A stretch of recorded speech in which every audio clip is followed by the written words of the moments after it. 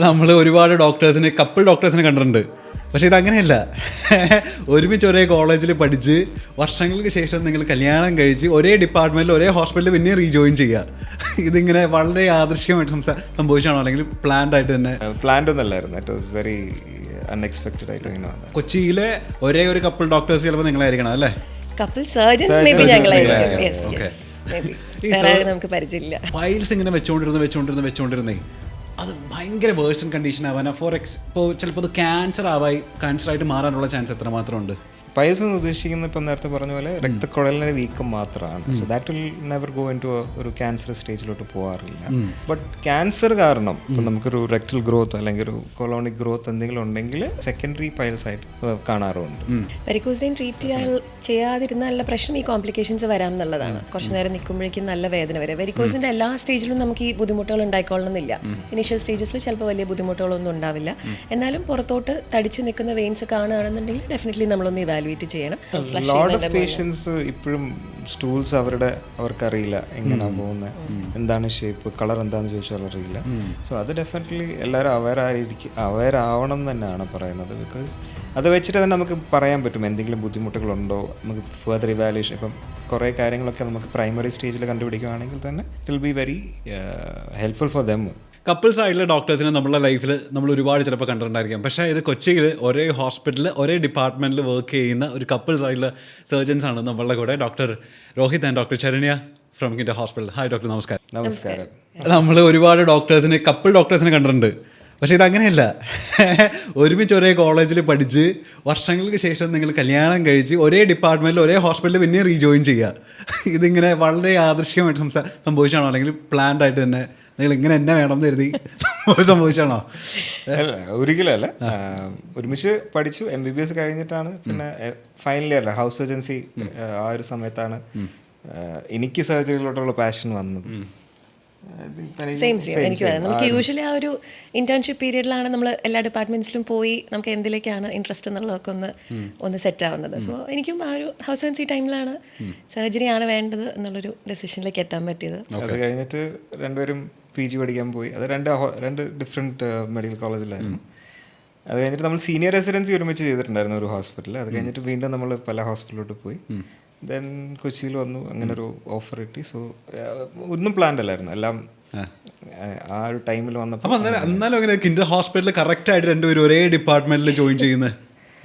Seriously അങ്ങനെ ഒരു offer ആ ഒരു സമയത്ത് അങ്ങനെ വന്നു. സോ നമ്മൾ അത് we plan to proceed with it അങ്ങ് വന്നു. അങ്ങനെ പിന്നെ നമുക്ക് നേരത്തെ ഈ സീനിയർ റെസിഡൻസിൽ ഒരുമിച്ച് ജോലി ചെയ്തിട്ടുള്ളതുകൊണ്ട് we are also comfortable working together. അങ്ങനെ അല്ല, അങ്ങനെ വന്നതാണ്, അല്ലാതെ അങ്ങനെ പ്ലാൻഡ് ഒന്നല്ലായിരുന്നു. ഇറ്റ് വാസ് വെരി അൺഎക്സ്പെക്റ്റഡ് ആയിട്ട് ഇങ്ങനെ വന്നതാണ്. ഈ IT കമ്പനിയിലൊക്കെ ഉള്ള ആളുകൾ പറഞ്ഞു കേട്ടിട്ടുണ്ട്, അതായത് ഒരേ ആളെ തന്നെ ഈ എല്ലാ ദിവസവും എല്ലാ സമയവും കണ്ടുകൊണ്ടിരിക്കുക ഇച്ചിരി പാടുള്ള കാര്യമാണ്.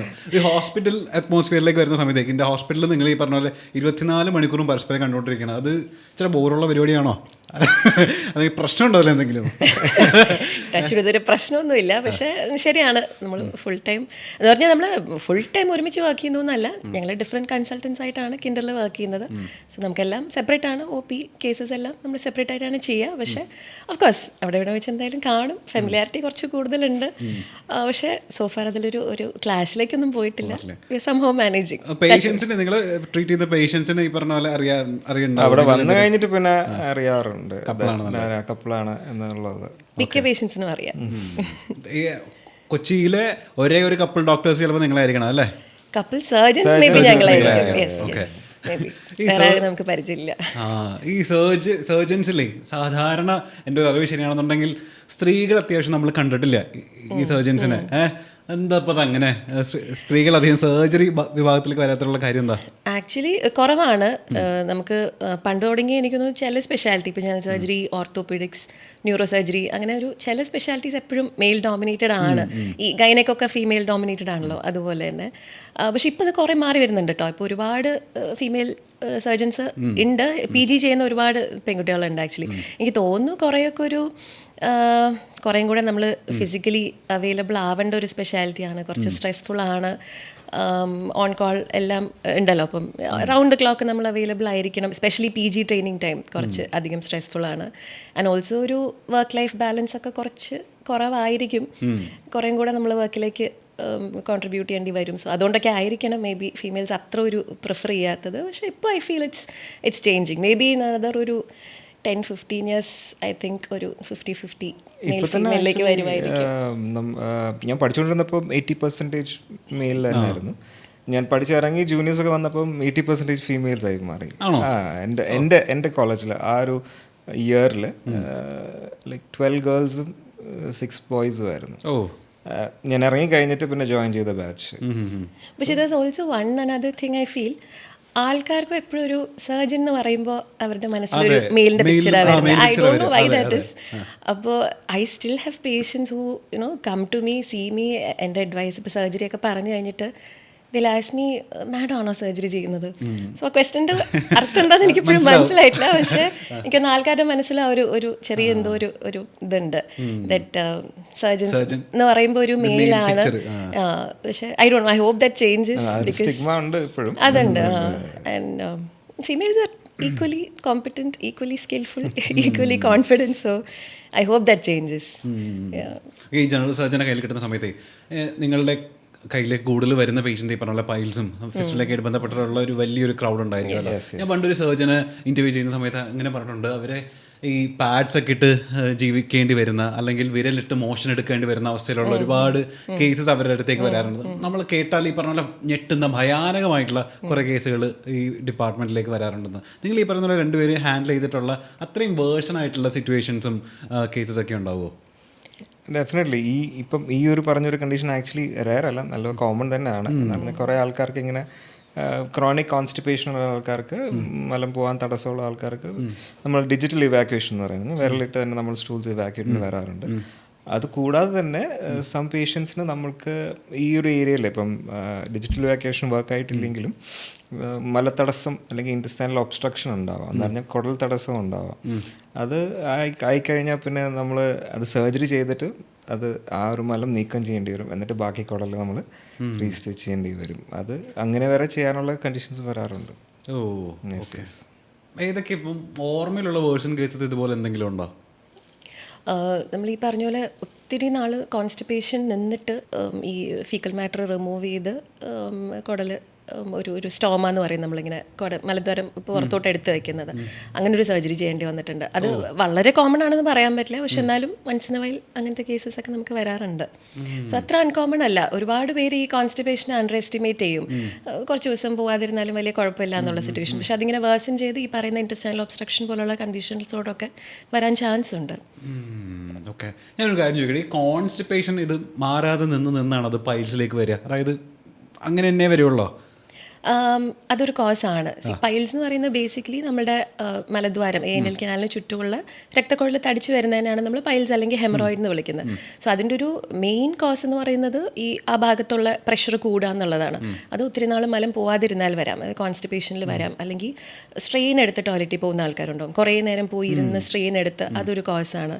പിന്നെ ഹാബിച്വലായിട്ട് ഇങ്ങനെ കുറേ നേരം ടോയ്ലറ്റിൽ ഇരിക്കുന്ന ശീലം, പ്രൊലോങ്ഡ് ആയിട്ട് ഇരിക്കുന്ന ശീലമുള്ള ആൾക്കാർ, പിന്നെ ഇരുന്ന് ജോലി ചെയ്യുന്ന ആൾക്കാർ, പിന്നെ ഒത്തിരി വണ്ണമുള്ള ആൾക്കാർ, അങ്ങനെ ഒത്തിരി ആൾക്കാർക്ക് പ്രഗ്നൻസി ടൈമിൽ ഇതൊക്കെ പൈൽസ് ഉണ്ടാക്കാനുള്ള റീസണാണ്. പക്ഷേ കോൺസ്റ്റിപ്പേഷൻ ഈ പറഞ്ഞ പോലെ ഒരു മെയിൻ റീസണാണ്. ഒത്തിരി നാൾ നീണ്ടു നിൽക്കുന്ന കോൺസ്റ്റിപ്പേഷൻ ഒരു മേജർ റീസണാണ് പൈൽസ് വരാനായിട്ട്. അല്ല, ഒത്തിരി പ്രഷർ കൊടുക്കുന്ന ഒരു നമ്മൾ ഒത്തിരി ഫോഴ്സ്ഫുള്ളായിട്ട് ചെയ്യും, മലം പോകാനുള്ള തടസ്സങ്ങളൊക്കെ വരുമ്പോഴും ഈ പൈൽസിലോട്ട് വരാം. സാധാരണ നമ്മൾ നോൺ വെജ് മാത്രം കഴിക്കുന്ന നമ്മളെ കൂട്ടത്തിലെ ചങ്കിനോടൊക്കെ നമ്മളിങ്ങനെ യൂഷ്വലി തമാശെങ്കിലും പറയാറില്ലേ, ഇത് എങ്ങോട്ടേക്കാണ് ഈ പോക്കുന്നത്? അതായത് കുറേയധികം ബീഫ് കഴിക്കുന്ന അല്ലെങ്കിൽ ചിക്കൻ കൂടുതലായിട്ട് കൺസ്യൂം ചെയ്യുന്ന ഒരാൾക്ക് കോൺസ്റ്റിപ്പേഷൻ വരാനുള്ള ചാൻസ് കൂടുതലായിരിക്കുമോ? ഡെഫിനറ്റ്ലി ആണ്. ബട്ട് അത് ഇതൊന്നും കഴിക്കേണ്ടെന്നും കൂടിയല്ല പറയുന്നത്. നമ്മുടെ ഫൈബർ ഇൻടേക്ക് കുറയുമ്പോഴാണ് കോൺസ്റ്റിപ്പേഷൻ്റെ ഫ്രീക്വൻസിയും കൂടുന്നത്. ഇപ്പം ചിക്കനോ ഈ ബീഫോ അല്ലെങ്കിൽ റെഡ് മീറ്റോ ഏതെങ്കിലും കഴിക്കേണ്ടെന്നായിരിക്കും ആരും ഒരു ഡോക്ടേഴ്സും പറയാറില്ല. ബട്ട് അതിനൊരു ബാലൻസ് ഡയറ്റ് വേണം, ഹൈ ഫൈബർ ഉണ്ടാവണം നമ്മുടെ ഡയറ്റിൽ. അതുപോലെ തന്നെ പൊരിച്ചത് വറുത്തതൊക്കെ ഫ്രൈഡ് ഐറ്റംസ് ഒക്കെ മാക്സിമം കുറയ്ക്കാൻ നോക്കുക, അതിന് ഫ്രീക്വൻസി കുറയ്ക്കാൻ നോക്കുക. ബാക്കി കറികളായിട്ടും ലെസ് എരിവ് കുറവായിട്ടും ഒക്കെ നമുക്ക് കൂട്ടുവാണെങ്കിൽ നമ്മുടെ ഫൈബർ ഇൻടേക്ക് നമ്മൾ ഇൻക്രീസ് ചെയ്യുവാണെങ്കിൽ it will be a balanced diet. അപ്പോൾ ഈ കോൺസ്റ്റിപ്പേഷനുള്ള അസുഖങ്ങളും ഒക്കെ കുറവായിരിക്കും. ഒരു ഹെൽത്തി ബാലൻസ്ഡ് ഡയറ്റ് പോവുകയാണെങ്കിൽ അലോങ് വിത്ത് സെഡൻറ്ററി ലൈഫ് സ്റ്റൈലോട് അവോയ്ഡ് ചെയ്യുവാണ്. ഇതെല്ലാം ലൈഫ് സ്റ്റൈൽ ഡിസീസസ് ആണ്. ഈ മലദ്വാരത്തിൽ വരുന്ന എല്ലാം ഫിസ്റ്റുല, ഹെമറോയിഡ്സ്, ഫിഷർ എല്ലാം ലൈഫ് സ്റ്റൈൽ ഡിസീസസ് ആണ്. ഇപ്പോൾ ഡയറ്റും ആസ് വെൽ ആസ് നമ്മുടെ വർക്ക് എങ്ങനെയാണ് ഇരിക്കുന്നത്. ഇപ്പം മേ ബി സെഡൻറ്ററി ആയിട്ടാണെങ്കിലും ഈ ബുദ്ധിമുട്ടുകളൊക്കെ വരാം. ഓക്കെ, ഞാനൊക്കെ ജിമ്മിൽ പോയി സ്റ്റാർട്ട് ചെയ്തപ്പോൾ കുറേ പേര് ആൾക്കാരോട് പറഞ്ഞിട്ടുണ്ട്, അതായത് പ്രോട്ടീൻ നിങ്ങൾ ഡയറ്റിൻ്റെ ഭാഗമായിട്ട് കൂടുതൽ കൺസ്യൂം ചെയ്യില്ല. ഇപ്പോൾ പ്രോട്ടീൻ കൂടുതൽ കഴിക്കുന്നതോടെ നിങ്ങൾക്ക് കോൺസ്റ്റിപ്പേഷൻ വരാൻ ചാൻസ് ഉണ്ട്. ഇപ്പോൾ കോൺസ്റ്റിപ്പേഷൻ അല്ല എന്നുണ്ടെങ്കിൽ അത് ചിലപ്പോൾ പൈൽസിലേക്ക് ചിലപ്പോൾ ആവാനും ചാൻസ് ഉണ്ട് എന്നുള്ളത്. പ്രോട്ടീൻ കൂടുതൽ കഴിച്ചാൽ ഇങ്ങനെ കോൺസ്റ്റിപ്പേഷനും പിന്നീട് അത് പൈൽസിലേക്ക് ആവാനുള്ള ചാൻസും കൂടുതലാണോ? ഈ പറഞ്ഞ പോലെ ബാലൻസ്ഡ് മീൽ കഴിക്കുക എന്നുള്ളതാണ് ഏറ്റവും ഇമ്പോർട്ടൻറ്റ്. സോ പ്രോട്ടീൻ ഇൻടേക്ക് കൂട്ടുന്നുണ്ടെങ്കിൽ അതിൻ്റെ കൂട്ടത്തിൽ ഫൈബർ ഭയങ്കര ഇമ്പോർട്ടൻ്റ് ആണ്. സോ ഈ വെജിറ്റബിൾസ്, ഫ്രൂട്ട്സ്, അല്ലാതെ നട്ട്സ്, ഓട്സ് അങ്ങനെയുള്ള ഹൈ ഫൈബർ സാധനങ്ങളും കൂടെ നമ്മൾ ഡയറ്റിൽ ഇൻക്ലൂഡ് ചെയ്യാൻ ട്രൈ ചെയ്യണം. Because chronic constipation definitely piles ഉണ്ടാക്കാൻ ഒരു ഇമ്പോർട്ടൻറ്റ് കോസ് തന്നെയാണ്. സോ പ്രോട്ടീനിൽ മാത്രം കോൺസെൻട്രേറ്റ് ചെയ്യുമ്പോൾ നമ്മുടെ ഫൈബർ ഇൻടേക്ക് കുറയുന്നതാണ് ഈ പ്രശ്നം വരുന്നത്. ജിമ്മിൽ പോകുന്ന ചേട്ടന്മാരൊക്കെ ഒന്ന് സൂക്ഷിക്കണം, ഫൈബർ നന്നായിട്ട് കഴിക്കാൻ ശ്രദ്ധിക്കണം. ഇപ്പം മലാശയ രോഗങ്ങളൊക്കെ ആണെന്നുണ്ടെങ്കിൽ നമ്മൾ പുറത്താരോടും ഡിസ്കസ് ചെയ്യാനോ ട്രീറ്റ് ചെയ്യാനോ നമുക്ക് മടിയുണ്ടാവും. ഇപ്പോഴും അങ്ങനെ തന്നെ. അപ്പോൾ എന്താണെന്ന് വെച്ചാൽ അതിങ്ങനെ വെച്ചുകൊണ്ടിരിക്കും. ഈ പൈൽസ് ഇങ്ങനെ വെച്ചുകൊണ്ടിരുന്നേ അത് ഭയങ്കര വേഴ്സൺ കണ്ടീഷൻ ആവാൻ ഇപ്പോൾ ചിലപ്പോൾ അത് ക്യാൻസറായിട്ട് മാറാനുള്ള ചാൻസ് എത്രമാത്രം ഉണ്ട്? പൈൽസ് എന്ന് ഉദ്ദേശിക്കുന്നത് ഇപ്പം നേരത്തെ പറഞ്ഞ പോലെ രക്തക്കുഴലിൻ്റെ വീക്കം മാത്രമാണ്. So that will never go into ഒരു ക്യാൻസർ സ്റ്റേജിലോട്ട് പോകാറില്ല. ബട്ട് ക്യാൻസർ കാരണം ഇപ്പം നമുക്കൊരു റെക്ടൽ ഗ്രോത്ത് അല്ലെങ്കിൽ ഒരു കൊളോണിക് ഗ്രോത്ത് എന്തെങ്കിലും ഉണ്ടെങ്കിൽ സെക്കൻഡറി പൈൽസ് ആയിട്ട് കാണാറുണ്ട്. പൈൽസ് യൂഷ്വലി നമുക്ക് ഒത്തിരി നാൾ നിന്ന് കഴിഞ്ഞാൽ അതിൻ്റെ ഗ്രേഡ് മാറി അത് വേഴ്സൺ ആവാം. അതായത് നമ്മളൊരു 1 to 4 എന്നുള്ളൊരു ഗ്രേഡിങ് കൊടുക്കാറുണ്ട് പൈൽസിന്. സോ അത് ഫസ്റ്റ് ഗ്രേഡിൽ നിന്ന് മാറി നമ്മൾ കാണിക്കാതെ ഇരിക്കും, അതൊരു ലാസ്റ്റ് സ്റ്റേജിലോട്ട് വരാനുള്ള ചാൻസ് ഉണ്ട്. ലാസ്റ്റ് സ്റ്റേജ് എന്ന് പറയുന്നത് പെർമനൻ്റ്ലി പുറത്തോട്ടിരിക്കുന്ന നല്ല തടിപ്പ് പോലെ അങ്ങനെ വരാം. പിന്നെ അല്ലാതെ വരാവുന്ന കോംപ്ലിക്കേഷൻസ് അതിലോട്ട് ബ്ലീഡിങ് വന്നിട്ട് ഭയങ്കര പെയിനും സിവിയർ പെയിനായിട്ടും അങ്ങനെയൊക്കെ വരാറുണ്ട്. അല്ലാതെ യൂഷ്വലി പൈൽസ് ഒത്തിരി നാൾ ഇരുന്നുകൊണ്ട് അതൊരു ക്യാൻസറായിട്ട് മാറുമൊന്നുമില്ല. ഇല്ല. പക്ഷേ ഇതിൻ്റെ സിംറ്റംസ് ഒക്കെ ഓൾമോസ്റ്റ് സിമിലർ തന്നെ ആയിരിക്കും. ഇപ്പം എല്ലാവരും പ്രസൻറ്റ് ചെയ്യുമ്പോൾ ഒരു റെക്ടൽ ക്യാൻസർ ആയിട്ടുള്ള ഒരു പേഷ്യൻറ്റ് വരുവാണെങ്കിലും ഒരു പൈൽസ് ആയിട്ട് ഒരു പേഷ്യൻറ്റ് വരാണ്ട് അതിന് അവരുടെ മോസ്റ്റ്ലി ഫസ്റ്റ് കംപ്ലയിൻറ്റ് ബ്ലീഡിങ് ആയിരിക്കും. അപ്പം അങ്ങനെ പ്രസൻറ്റേഷൻസ് വരാറുണ്ട്, പക്ഷേ അത് രണ്ടും കോറിലേറ്റഡ് അല്ല. ഞാൻ പറഞ്ഞ പോലെ ക്യാൻസറുള്ള പേഷ്യൻസിന് സെക്കൻഡറി ആയിട്ട് പൈൽസ് ആയിട്ട് വരാൻ പറ്റും. ഓ, പക്ഷെ ഇത് ചില ആൾക്കാർ ഈ പറയുന്ന പോലെ ഇത് പൈൽസ് ആയിരിക്കും എന്ന് കരുതിയിട്ട് വെച്ചുകൊണ്ടിരിക്കില്ല, ചിലപ്പോൾ ക്യാൻസർ ആയിരിക്കാം അല്ലേ? അങ്ങനെ വരുന്ന കേസുകൾ എപ്പോഴും ബ്ലീഡിങ് പെർ റെക്ടം എന്ന് പറയുന്നത് ഇവാലുവേറ്റ് ചെയ്യപ്പെടേണ്ട ഒരു കണ്ടീഷനാണ്. സോ ബ്ലീഡിങ് ഉണ്ടെങ്കിൽ അത് പൈൽസ് ആണോ വേറെ എന്തെങ്കിലും ആണോ എന്നുള്ളത് നമുക്ക് ടെസ്റ്റുകളിലൂടെ മാത്രമേ മനസ്സിലാക്കാൻ പറ്റുള്ളൂ. സോ ഒരിക്കലും മലത്തിലൂടെ രക്തം പോകുന്നുണ്ടെങ്കിൽ അതൊരിക്കലും വെച്ചുകൊണ്ടിരിക്കേണ്ട ഒരു സിറ്റുവേഷൻ അല്ല. ഡെഫിനറ്റ്ലി അത് കാണിച്ച് ഇവാലുവേറ്റ് ചെയ്യണം. ഇപ്പോൾ ഈ വൺസ് ഇൻ എ വൈൽ, അതായത് മാസത്തിൽ ഒരു തവണയൊക്കെ ഈ പറഞ്ഞ പോലെ മലത്തിലൂടെ രക്തം കണ്ടെന്ന് കരുതി അത് നോർമലായിട്ട് നമുക്ക് വിടാൻ പറ്റില്ല. ഒരിക്കലും നോർമൽ അല്ല. ആണല്ലേ? അതെ, that means there is some pathology. എന്നാൽ എന്തെങ്കിലും ഒരു ഇഷ്യൂ ഉണ്ടാവും നമ്മുടെ മലദ്വാരത്തിൽ. ഇപ്പം ഒന്നുകിൽ പൈൽസ് കാരണം ഉണ്ടാവാം, അല്ലെങ്കിൽ അവരുടെ മുറിവുകൾ കാരണം, ഫിഷർ എന്ന് പറഞ്ഞ അസുഖവും കാരണം ഉണ്ടാവും. അല്ലാതെ പറഞ്ഞ പോലെ കുടലിൻ്റെ എന്തെങ്കിലും ഇൻഫെക്ഷൻസോ ഇൻഫ്ലമേഷൻസോ അല്ലെങ്കിൽ ഗ്രോത്ത് കാരണമെങ്കിലും എന്ത് കാരണം ഈ ഒരു പ്രസൻറ്റേഷൻ വരാം. സോ എപ്പോഴെങ്കിലും ഇങ്ങനെ ഒരു ബ്ലീഡിങ് PR എപ്പിസോഡ് ഉണ്ടെങ്കിൽ ഒരു ഡോക്ടറിനെ കണ്ടിട്ട് ഒരു സർജനെ കണ്ടിട്ട് അതിനെ ഇവാലുവേറ്റ് ചെയ്യുന്നതിനാണ് നല്ലത്. To be on the safest side. അത് എപ്പോഴും അങ്ങനെ തന്നെയാണ് പറയുന്നത്. ഓക്കെ, നമുക്ക് ഈ അനറക്ടൽ ഡിസീസ് എന്ത് വന്ന് കഴിഞ്ഞാൽ നോക്കും മലയാളികൾക്ക് അത് പൈൽസാണ്. അവിടെ എന്ത് വന്നാലും നമ്മൾ പൈൽസായിട്ട് എല്ലാവരോടും പറയുള്ളൂ. ആൾക്കാർക്ക് ഇപ്പോഴും അതിനെപ്പറ്റി ഒരു ധാരണയായിട്ടില്ലെന്ന് തോന്നുന്നു. ഈ പൈൽസും ഫിസ്റ്റുലയും തമ്മിലുള്ള ഡിഫറൻസ് എന്താ എന്നൊന്ന് പറഞ്ഞു കൊടുക്കോ?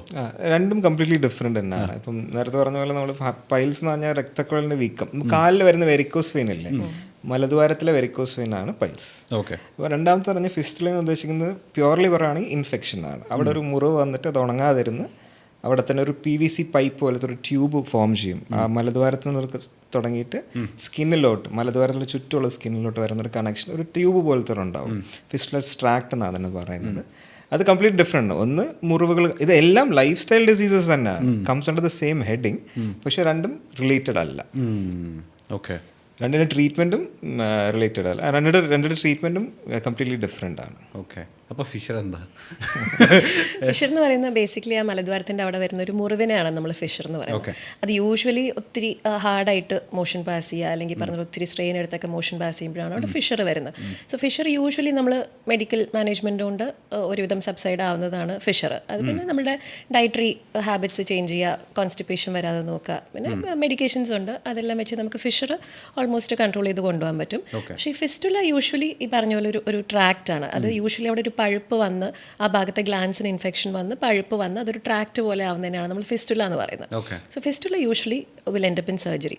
സർജിക്കലി നമ്മളത് നീക്കം ചെയ്യുക, അല്ലെങ്കിൽ ലേസർ വെച്ച് കരിച്ച് കളയുക, അതൊക്കെയാണ് ഫിസ്റ്റുലയ്ക്കുള്ള ട്രീറ്റ്മെൻറ്റ്സ്. പൈൽസും ഈ പറയുന്ന പോലെ സർജറി വേണോ വേണ്ടോ എന്നുള്ളത് ഗ്രേഡ് ഓഫ് പൈൽസ് അനുസരിച്ചും പേഷ്യൻ്റെ ബുദ്ധിമുട്ടനുസരിച്ചുമാണ് നമ്മൾ ഡിസൈഡ് ചെയ്യുക. So first grade, second grade ഒക്കെ നമുക്ക് മരുന്നുകൾ വെച്ച് കുറച്ച് കൺട്രോൾ ചെയ്ത് വെക്കാൻ പറ്റും. തേർഡ് അല്ലെങ്കിൽ ഫോർത്ത് ഗ്രേഡ് യൂഷ്വലി മിക്കവാറും സർജറി വേണ്ടി വരും. അതാണ് ഡിഫറൻസ്. ഡിപ്പെൻഡ്സ് അപ്പോൺ പേഷ്യൻ്റെ കണ്ടീഷനും പ്രസൻറ്റേഷനും വെച്ചിട്ടാണ് നമ്മൾ സർജറി പ്ലാൻ ചെയ്യുന്നത്. ഓക്കെ. ഇപ്പോൾ ഡോക്ടർ പറഞ്ഞില്ലേ, ഇപ്പോൾ ചില ആൾക്കാർക്ക് മലത്തിലൂടെ രക്തം വന്നിട്ടായിരിക്കും നമ്മൾ മനസ്സിലാക്കുക, ചില ആൾക്കാർക്ക് പെയിൻ ഉണ്ടാവുമായിരിക്കും, ചില ആൾക്കാർക്ക് ഈ പറഞ്ഞ തടിപ്പുണ്ടാവും. നമ്മളിത് സിംറ്റംസ് ഒന്നും ഇല്ലാതെയും ചില ആളുകൾക്ക് പൈൽസ് വരാനുള്ള സാധ്യത ഉണ്ടാവുമോ? പൈൽസ് യൂഷ്വലി സിംറ്റം എന്ന് പറയുന്നത് ബ്ലീഡിംഗ് ആണ് മിക്ക ആൾക്കാർക്കും. കുറേ ആൾക്കാർ കുറേ വർഷങ്ങളായിട്ട് അവിടെ തടുപ്പുണ്ടെന്ന് മാത്രം പറയും, പിന്നെ ചിലപ്പോൾ ഒരാഴ്ച മുന്നേ ആയിരിക്കും അവർക്ക് പെയിൻ തുടങ്ങിയെന്ന് പറയുന്നത്. അത് പ്രോഗ്രസ് ചെയ്യുന്നതുകൊണ്ടാണ്. അപ്പം നമ്മുടെ ഹാബിറ്റ്സും ഡയറ്റും ഒന്നും പ്രോപ്പർ ആവാത്തതുകൊണ്ട് അത് പൈൽസ് ആ ഒരു സ്റ്റേജിൽ പുള്ളിക്ക് കംപ്ലയിൻസ് ഒന്നും ഇല്ലായിരുന്നു, തടിപ്പ് മാത്രമല്ലായിരുന്നു. പക്ഷെ ഇത്രയും വർഷങ്ങൾ കഴിഞ്ഞിട്ട് പ്രോഗ്രസ് ചെയ്ത് when he started having pain, അപ്പോഴാണ് പേഷ്യൻ്റ് നമ്മുടെ അടുത്ത് വരാറുള്ളത് യൂഷ്വലി. വൺസ് ഒരാൾക്ക് പൈൽസ് വന്നു കഴിഞ്ഞാൽ അത് പിന്നെയും റിപ്പീറ്റ് ചെയ്ത് ഇപ്പോൾ കംപ്ലീറ്റ്ലി അത് ക്യൂറായി ട്രീറ്റ് ചെയ്ത് കഴിഞ്ഞാൽ പിന്നെയും അത് വരാനുള്ള സാധ്യത എത്രമാത്രം ഉണ്ട്? അപ്പോൾ നമുക്ക് മെഡിസിൻസ് ഉണ്ട് സിംറ്റംസ് ഒക്കെ കൺട്രോൾ ചെയ്ത് വെക്കാൻ, പക്ഷേ അങ്ങനെ 100% അത് മാറിക്കൊള്ളണമെന്നില്ല. പിന്നെ ഈ പറഞ്ഞ പോലെ നമ്മുടെ ഡയറ്റും ലൈഫ് സ്റ്റൈലും പോകുന്നതനുസരിച്ച് ചിലപ്പോൾ ഇത് പ്രോഗ്രസ് ആയിട്ട് വേഴ്സൺ ആവാനുള്ള ചാൻസ് ഉണ്ട്. ഇതേപോലെ തന്നെ സർജറി കഴിഞ്ഞാലും പൈൽസിൻ്റെ സർജറി കഴിഞ്ഞ് വീണ്ടും വരുന്നു അങ്ങനെയുള്ളൊരു ഡൗട്ട് ഒരുപാട് പേർക്കുണ്ട്. അതും ഈ പറഞ്ഞ പോലെ നമ്മൾ പ്രോപ്പറായിട്ട് ലൈഫ് സ്റ്റൈൽ മെയിൻറ്റെയിൻ ചെയ്തില്ല, അല്ലെങ്കിൽ സർജറി കഴിഞ്ഞിട്ടും നമ്മൾ ഈ കോൺസ്റ്റിപ്പേഷനും കാര്യങ്ങളൊക്കെ വെച്ചുകൊണ്ടിരിക്കുന്നുണ്ടെങ്കിൽ ചിലപ്പോൾ നമുക്ക് വീണ്ടും പൈൽസ് വരാം. ചാൻസസ് ഉണ്ടാവും. പക്ഷേ ഒരു ഹെൽത്തി ലൈഫ് സ്റ്റൈലും ഡയറ്റൊക്കെ നമ്മൾ നോക്കുവാണെങ്കിൽ ചാൻസസ് കുറവാണ്. പറഞ്ഞ പോലെ ഇത് തന്നെയാണ്, ഈ ഫൈബർ കണ്ടന്റ് കുറയുമ്പോഴും കൂടുതലായിട്ട് നമ്മൾ പ്രൊലോങ് ചെയ്ത് ബാത്റൂമിൽ ഇരിക്കുന്നതും ക്രോണിക് ആയിട്ട് നമ്മൾ ഈ ക്രോണിക് കോൺസ്റ്റിപ്പേഷൻ ഇടയ്ക്ക് ആൾക്കാർക്ക് വരുന്നതും. So it is all related. അപ്പം അത് കണ്ടിന്യൂ ചെയ്യുകയാണെങ്കിൽ റെക്കറൻസ് വരാം. ഓക്കെ. പണ്ടൊക്കെ നമ്മൾ നാട്ടുമ്പുറത്ത് പറഞ്ഞു കേട്ടല്ലേ, അതായത് താറാമുട്ട വെറും വൈകിൽ കഴിക്കുക, അതുപോലെ തന്നെ തൊട്ടാവാടി വെറും വൈകിൽ കഴിക്കുക, കുറേ പച്ചക്കപ്പലണ്ടി കഴിച്ചാലൊക്കെ ഈ പറഞ്ഞ കോൺസ്റ്റിപ്പേഷനും പൈൽസൊന്നും വരില്ല, അതിനൊക്കെ ഒറ്റ മൂലയാണെന്നൊക്കെ പറഞ്ഞു കേട്ടല്ലേ. ഇതിൽ എന്തെങ്കിലും വസ്തുതയുണ്ട്? ഇത് കുറേ കഴിച്ച് കഴിഞ്ഞാൽ അപ്പോൾ പൈൽസ് വരാതിരിക്കുമോ? അങ്ങനെ ഒരു സയൻറ്റിഫിക് ആയിട്ട് പറയുമ്പോഴോ ഡെഫിനറ്റ്ലി നമുക്ക് ഈ പറഞ്ഞ കാര്യങ്ങൾ ഒഴിവാക്കണം. പിന്നെ ഫൈബർ കണ്ടന്റ് കൂട്ടുകയും ചെയ്യണം. പിന്നെ ഈ പറഞ്ഞ ഡയറ്ററി സപ്ലിമെന്റ്സ് അല്ല, ഞാൻ പറഞ്ഞ ഈ പ്രൊലോങ്ഡ് സിറ്റിംഗ്, അതുപോലെ തന്നെ more protein more fatty content ഫുഡിൽ, ഫൈബർ ഇല്ലാത്ത ഫുഡ്സിൽ, ഫൈബർ ഇല്ലാത്ത ഡയറ്റിലൊക്കെ വരുമ്പോൾ ഈ ഒരു ബുദ്ധിമുട്ടുകൾ വരാം. അല്ലാതെ ഈ ഒരു സംഭവം ഇല്ല. താറാമുട്ട ഭയങ്കര ഫേമസ് ആണ്. അത് ഐ ഡോണ്ട് നോ വൈ. കുറേ പേഷ്യൻസ് വന്ന് ചോദിക്കും കോഴിമുട്ട കഴിക്കുന്നില്ല, ഞാൻ താറാമുട്ട കഴിക്കുന്നു, പക്ഷെ എന്നിട്ടും എൻ്റെ പൈൽസ് മാറുന്നില്ല. അതിന് ആക്ച്വലി ഒരു സയന്റിഫിക് എക്സ്പ്ലനേഷൻ ഇല്ല അതിന്. അതെന്തോ വളരെ ഫേമസ് ആയിട്ടുള്ള ഒരു പരിപാടിയാണ്, പക്ഷെ അതിനൊരു സയന്റിഫിക് എക്സ്പ്ലനേഷൻ ഇല്ല. നേരെ ഓപ്പോസിറ്റ് ഉണ്ട്. അതായത് കോഴിമുട്ട കൂടുതൽ കഴിച്ചാൽ പൈൽസ് വരാനുള്ള സാധ്യത കൂടുതലുണ്ടോ? എനിക്ക് അങ്ങനെ ചോദ്യം വരാറുണ്ട്. ഈ കോഴിമുട്ട കഴിക്കുന്നുണ്ട് എനിക്ക് ചൂട് വരും അങ്ങനെ ഒന്നും. Actually eggs are good, definitely protein content നല്ലപോലെ ഉള്ള ഒരു ഫുഡ് തന്നെയാണ്. ഇപ്പം ജനറ്റിക് ആയിട്ടും വരാം, ഹെറിഡിറ്ററി ആയിട്ടും വരാം. ഒരു ചെറിയ ശതമാനം മാത്രമേ ഉള്ളൂ പൈൽസിന് അങ്ങനെ വരാനുള്ളത്. പക്ഷേ ഇപ്പോഴത്തെ പ്രൊലോങ്ഡ് ആയിട്ട് കാണുന്നത് ലൈഫ് സ്റ്റൈൽ ഡിസീസസ് കാരണമാണ്. അപ്പോൾ ഡോക്ടർ, ചില ആൾക്കാർ പറയുന്ന കേൾക്കാല്ല, അതായത് ചില ഫുഡ് കഴിക്കുന്ന സമയത്ത് എനിക്ക് ആ ഭാഗത്ത് ഭയങ്കര ഈ പറഞ്ഞ പോലെ പ്രശ്ന പെയിനാണെന്ന്. അപ്പോൾ അതെന്താ, ഏതെങ്കിലും ഫുഡ് അപ്പോൾ ട്രിഗർ ചെയ്യുന്നുണ്ടോ പൈൽസിനെ? ആക്ച്വലി അങ്ങനെ ഒരു ഇന്ന ഫുഡ് കഴിച്ചുകൊണ്ട് പൈൽസ് വരും അങ്ങനെയില്ല. പിന്നെ ചില ആൾക്കാർക്ക് ചിലപ്പോൾ ചില ഫുഡ് ഐറ്റംസ് കോൺസ്റ്റിപ്പേറ്റിംഗ് ആവാം, അങ്ങനെ ഉണ്ടാവാം. ചിലത് കഴിക്കുമ്പോൾ നമുക്ക് കോൺസ്റ്റിപ്പേഷൻ വരും. അത് ഓരോരുത്തർക്കും ഓരോപോലെയാണ്. പക്ഷേ ഈ പറയുന്ന പോലെ നോൺ വെജ് കൂടുമ്പോൾ നമ്മുടെ ഈ ഫൈബർ കണ്ടന്റ് കുറയുമ്പോഴാണ് യൂഷ്വലി കോൺസ്റ്റിപ്പേഷൻ വരുന്നത്. Especially red meat, mutton and beef കുറച്ച് കോൺസ്റ്റിപ്പേറ്റിംഗ് ആണ്. സോ യൂഷ്വലി പേഷ്യൻസ് വരിക, ഇന്നലെ ഞാൻ നല്ലോണം നോൺ വെജ് കഴിച്ചു, അതുകൊണ്ട് ഇന്ന് എനിക്ക് പെയിൻ അവിടെ ഉണ്ട്, അങ്ങനെ പറഞ്ഞിട്ടാണ് യൂഷ്വലി വരുന്നത്. അത് മിക്കപ്പോഴും അവരുടെ ഡയറ്ററി ഹാബിറ്റ്സിൽ ഫൈബർ ഇൻക്ലൂഡഡ് അല്ലാത്ത ഡയറ്റ് കഴിക്കുമ്പോഴായിരിക്കും. അല്ലാതെ ഒരു സ്പെസിഫിക് ഫുഡ് ഐറ്റം കഴിച്ചാൽ ഉടനെ പൈൽസ് വരും അങ്ങനെയൊന്നുമില്ല. ഇല്ല. വേറൊരു ഡൗട്ട് ചോദിച്ചോട്ടെ, അപ്പോൾ ഈ പൈൽസും ഫിസ്റ്റുലയും ഒരുമിച്ച് വരാനുള്ള സാധ്യതയുണ്ടോ? വരാം. അത് അങ്ങനെ ഒരു ഈ സാധ്യത ഇല്ലെന്ന് ഒരിക്കലും പറയാൻ പറ്റത്തില്ല. പക്ഷെ രണ്ടും റിലേറ്റഡ് ആയിട്ടല്ല വരുന്നത്, രണ്ടും ഡിഫറെൻ്റ് ആയിട്ട്. നമ്മളിപ്പം പേഷ്യൻസിന് ഇപ്പം ഫിസ്റ്റിലുള്ള പേഷ്യൻറ്റിൽ കംപ്ലയിൻറ്റ് ചെയ്യുന്നത് അങ്ങനെ ആയിരിക്കും. ഫിസ്റ്റിലയുടെ കംപ്ലയിൻസ് ആയിട്ട് വരുവാണെങ്കിൽ നമ്മൾ എക്സാമിൻ ചെയ്യുമ്പോൾ അവർക്ക് പൈൽസും കൂടി ഉണ്ടാവും. They will not be knowing also. അങ്ങനെയും വരാം, രണ്ടുമായിട്ടും വരാം, but not very common.